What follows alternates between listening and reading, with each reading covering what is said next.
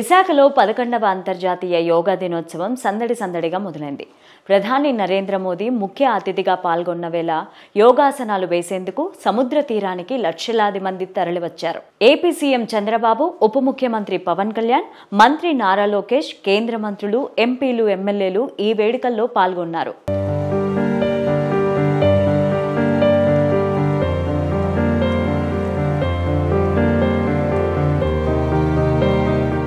విశాఖలో అంతర్జాతీయ యోగా దినోత్సవం సందడిగా మొదలైంది. ఈ రోజు తెల్లవారుజాము నుంచే సాగర పరిసరాల్లో సందడి నెలకొంది.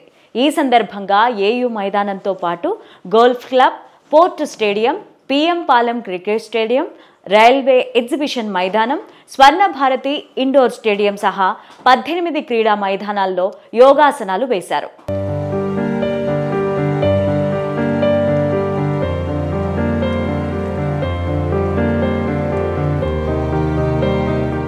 ఈ సందర్భంగా ఒకే ఫ్రేమ్లో బాబు, లోకేష్, పవన్ కళ్యాణ్లు కనిపించిన వీడియో వైరల్గా మారింది. యోగాసనాలు వేసేందుకు వస్తున్న సమయంలో పెద్దగా ముందుగా చంద్రబాబు నడుస్తుంటే ఆయన వెనుక నారా లోకేష్, పవన్ కళ్యాణ్ ఫాలో అయ్యారు.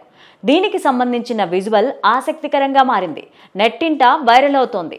ఏపీలో కూటమి పెద్దగా, ప్రభుత్వ పెద్దగా సీఎం చంద్రబాబు ముందు నడుస్తుంటే ఆయన అడుగుజాడల్లో, ఆయన క్రమశిక్షణలో, ఆయన వెనుక అన్ని విషయాల్లో తాము వెనుక నడుస్తున్నట్లుగా మంత్రులు లోకేష్, పవన్ కళ్యాణ్ అడుగుల్లో అడుగు వేస్తున్నట్లుగా ఆ విజువల్ ఉందని అంటున్నారు.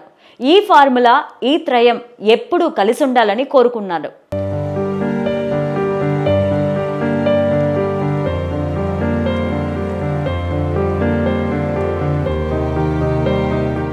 మరోవైపు ఏపీ ప్రభుత్వం ప్రతిష్టాత్మకంగా చేపట్టిన యోగాంధ్ర 2025 కార్యక్రమం సరికొత్త ప్రపంచ రికార్డును నెలకొల్పింది. 11వ అంతర్జాతీయ యోగా దినోత్సవాన్ని పురస్కరించుకొని విశాఖ వేదికగా నిర్వహించిన ఈ యోగా ప్రదర్శన గిన్నీస్ బుక్ ఆఫ్ వరల్డ్ రికార్డ్స్లో స్థానం సంపాదించింది.